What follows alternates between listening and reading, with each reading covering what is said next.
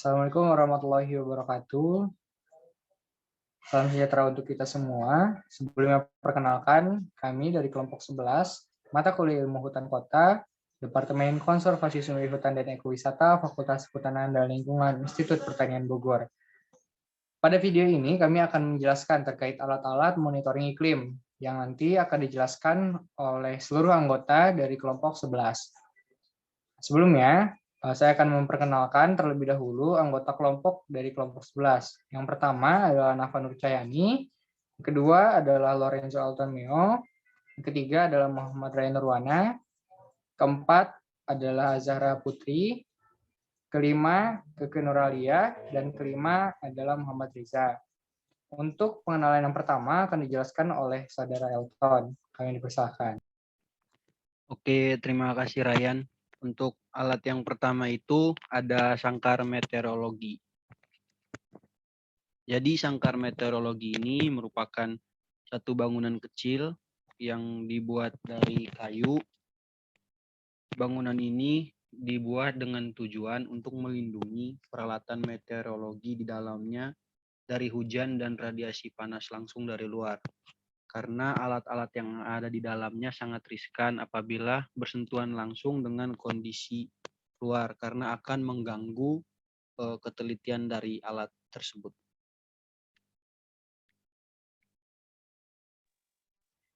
Ya, selanjutnya ini ada termometer bola basah dan bola kering. Jadi ada dua jenis di sini termometer bolanya.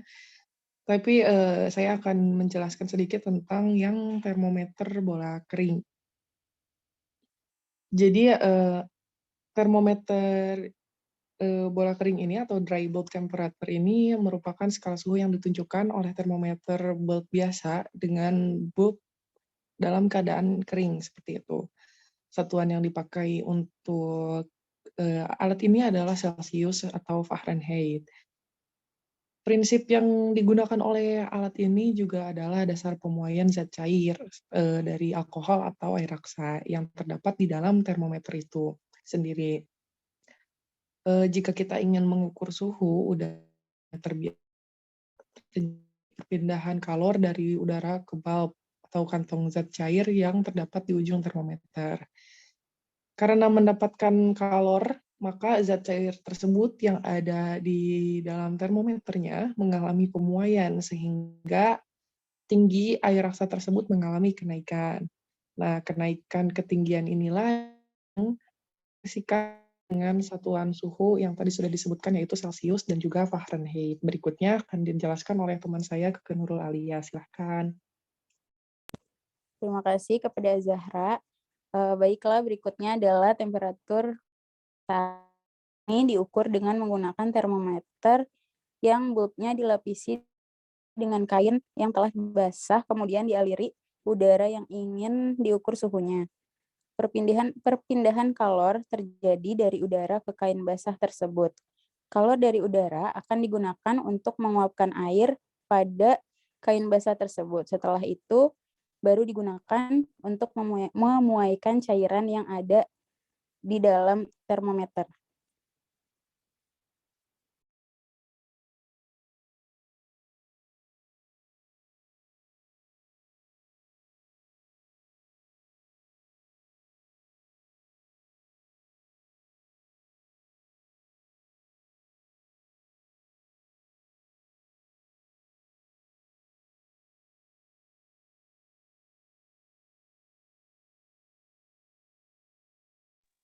Baiklah, berikutnya akan dilanjutkan oleh teman saya, Zahra Putri.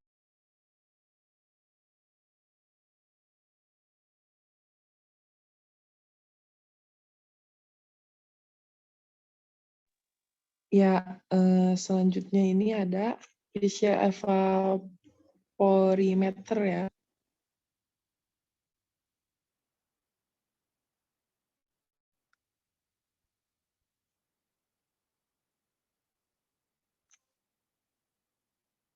Jadi seperti yang sudah diketahui, Fischer evaporimeter ini, mohon maaf, adalah pengukur penguapan secara relatif ya.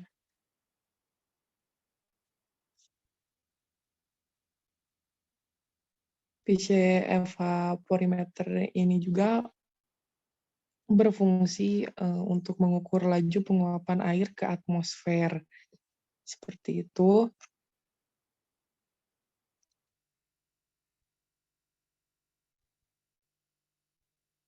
Alat ini terdiri dari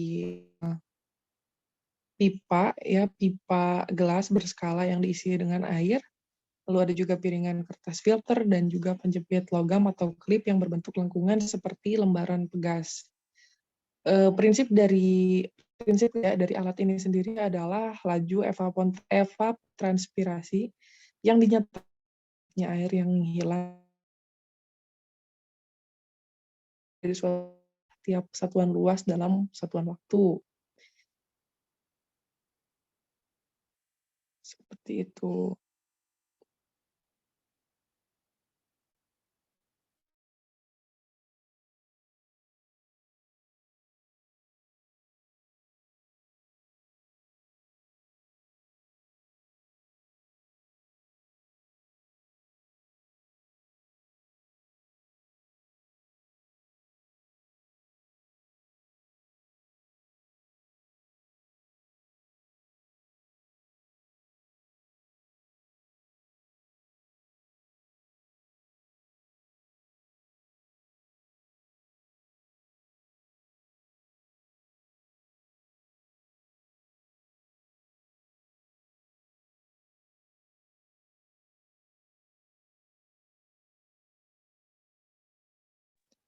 Selanjutnya, alat selanjutnya ini akan dijelaskan oleh teman saya.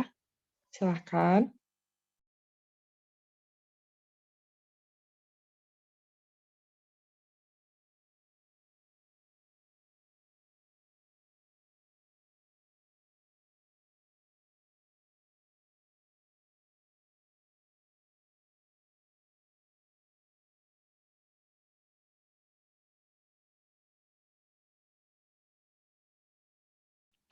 Oke, terima kasih, J. Yang berikutnya ada penangkar hujan jenis Hellman, mohon maaf. Penangkar hujan jenis ini adalah alat penangkar hujan yang berjenis recording atau dapat mencatat sendiri hujan yang terjadi pada saat itu. Alat ini pada umumnya dipakai di beberapa stasiun pengamatan udara permukaan. Dengan menggunakan alat ini, maka recording atau pencatatan terhadap hujan setiap harinya akan lebih terorganisir dengan baik. Walaupun cuaca dalam keadaan baik atau sedang cerah. Mungkin ini selanjutnya akan dijelaskan oleh teman saya.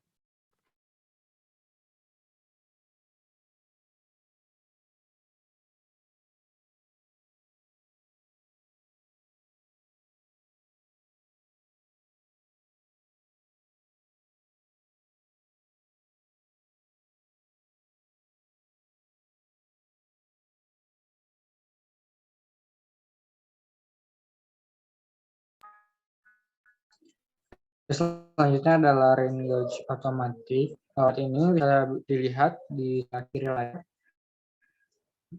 Alat tersebut memiliki fungsi untuk mengukur intensitas curah hujan secara otomatis. Nah, sehingga data yang sudah diambil melalui dari alat tersebut bisa dikirimkan secara langsung ke pusat. Next. Alat keenam adalah automatic weather system yang biasa kita kenal dengan sebutan AWS. Alat tersebut merupakan seperangkat alat yang mengukur dan memiliki fungsi untuk yang pertama mengukur intensitas curah hujan, yang kedua mengukur intensitas matahari, ketiga yaitu adalah mengukur arah dan kecepatan angin, yang selanjutnya adalah mengukur suhu kelembaban udara serta tekanan udara. Melalui alat tersebut bisa teman-teman lihat juga di sebelah kiri layar. Nah, alat ini yang memang digunakan untuk mengukur cuaca secara sistemik seperti itu. Next.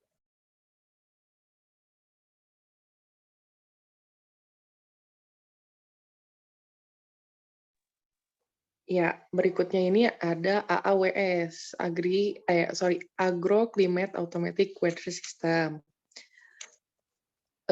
AOS ini merupakan alat cuaca otomatis yang mencatat berbagai parameter sensor, atau lebih lengkapnya itu AWS ini hampir sama seperti AWS yang tadi, yang baru saja dijelaskan oleh teman saya, yaitu merupakan seperangkat instrumen yang digunakan untuk mengamati kondisi atau perubahan cuaca, iklim, dan atmosfer di suatu wilayah, lalu merekamnya dalam bentuk data.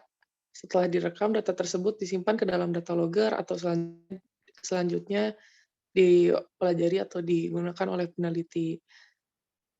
Perbedaan dari AWS sendiri itu dengan AWS atau alat yang sebelumnya teman saya jelaskan, ini adalah sensor yang terdapat di alat itu sendiri. Karena yang di sini ditambahkan seperti sensor soil moisture, soil temperature, evapotranspirasi, leaf wetness, dan lain-lain yang berhubungan dengan pertanian, seperti itu. Berikutnya ini ada Campbell Stokes. Alat ini mengukur lamanya penyinaran matahari selama 1 hari, yang disebutkan dalam slide-nya. Atau lengkapnya alat ini adalah yang digunakan untuk mengukur lama penyinaran matahari pada suatu periode tertentu yang dapat dinyatakan dalam satuan waktu atau per jam atau persen. Prinsip kerja dari Campbell-Stokes ini sendiri adalah sinar matahari yang jatuh pada sekeliling permukaan bola kaca pejal ini akan difokuskan ke atas permukaan kertas pias yang telah dimasukkan dalam celah mangkuk dan meninggalkan jejak bakar sesuai posisi matahari saat itu. Jumlah kumulatif dari jejak titik bakar ini yang disebut sebagai lama penyinaran matahari bersinar dalam 1 hari dalam satuan jam atau menit. Seperti itu. Ya, berikutnya adalah alat anemometer.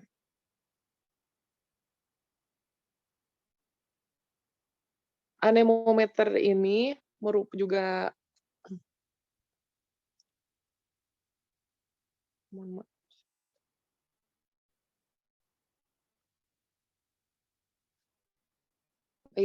anemometer ini merupakan pengukur kecepatan angin rata-rata selama periode tertentu. Jadi anemometer ini secara umum adalah sebuah alat yang digunakan untuk mengukur arah atau tingkat kecepatan angin. Alat ini juga yang terdapat di BMKG. Cara kerjanya ini sangat simpel dan hampir sama dengan kincir angin seperti itu. Jadi anemometer ini hanya harus diletakkan di tempat yang ada di luar ruangan, lalu alat ini akan bergerak saat tertiup angin. Jika putaran dari baling-balingnya semakin besar, berarti anginnya juga besar, seperti itu. Sebaliknya jika anemometer tidak bergerak, maka anginnya rendah, seperti itu. Di bagian bawah dari anemometer ini terdapat suatu alat yang berfungsi untuk menghitung tingkat kecepatan angin dalam 1 detik, seperti itu.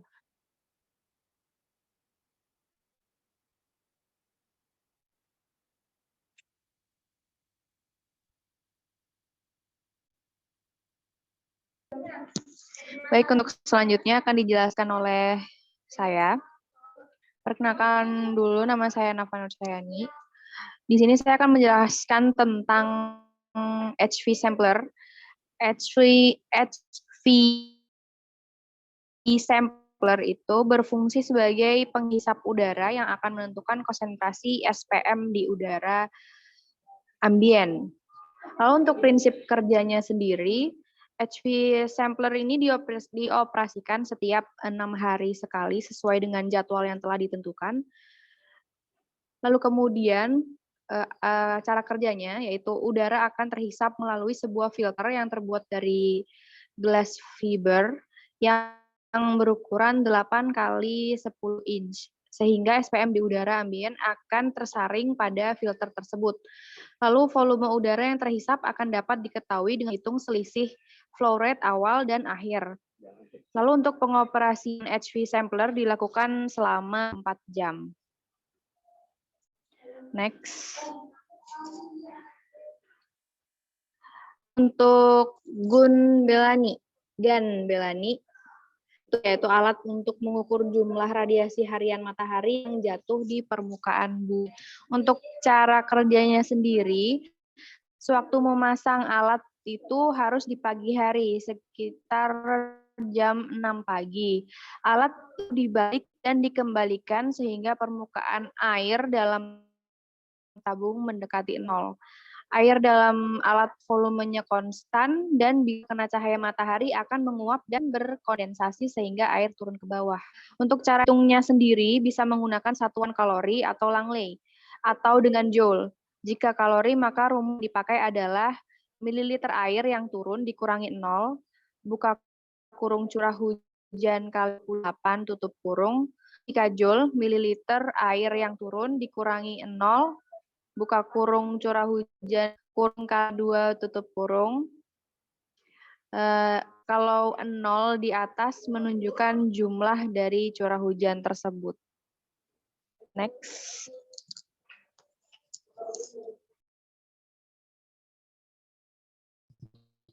Oke, selanjutnya adalah barometer. Barometer ini merupakan sebuah alat yang berfungsi untuk mengukur tekanan udara. Cara penggunaan barometer yang pertama, atur dari sistem yang sudah ada oleh barometer. Kedua, perhatikan hasil pembacaan tekanan barometer setempat. Yang ketiga, terdapat jarum indikator, maka atur jarum indikator tersebut pada barometer. Yang keempat, tempatkan atau gantungkan barometer pada tempat yang sesuai. Yang terakhir, sesekali periksa untuk memastikan barometer bekerja dengan baik. Selanjutnya ialah panci penguapan. Panci ini atau biasa dikenal dengan pen evaporasi berfungsi untuk mengetahui besarnya penguapan radiasi yang berlangsung dari matahari. Cara penggunaannya, pertama, panci dipasang di lapangan terbuka. Kedua, panci ini diisikan dengan jumlah air yang sudah diatur ataupun diketahui melalui luas permukaannya, kedalaman air yang diukur secara rutin. Ketiga, air dikap. Ini biasanya disesuaikan, itu biasanya sekitar 24 jam. Misal diukur pada pukul 7 pagi, apabila ada hujan diukur secara Yang keempat, setelah 24 jam air didiamkan atau dibiarkan menguap, selanjutnya air tersebut akan diukur sisa kedalamannya. Selanjutnya, jumlah evaporasi per satuan waktu nanti kita ketahui terdapat perbedaan kedalaman dari dua keadaan air. Nah, setelah itu hasilnya nanti hitung dengan satuan milimeter per hari. Dan yang terakhir, EPAN ini dikalikan dengan koefisien panci untuk mendapatkan nilai T0-nya. Itu.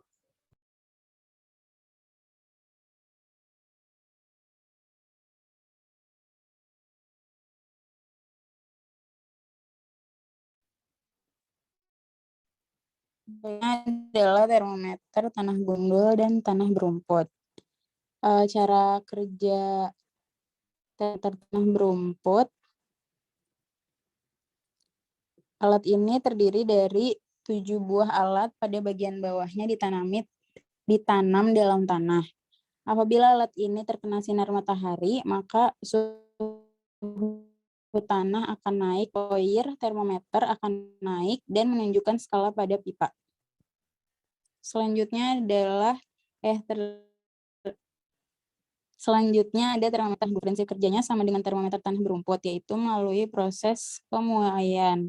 Cara kerja pada dasarnya, alat ini hampir sama dengan termometer tanah berumput, yaitu jika suhunya naik, maka air raksa dalam reservoir akan naik dan menunjukkan skala pada pipa.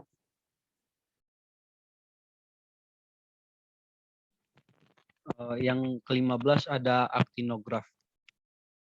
Aktinograf itu sebagai alat mengukur intensitas radiasi matahari total yang secara otomatis mencatat sendiri berapa intensitas radiasi matahari yang dipancarkan pada saat itu.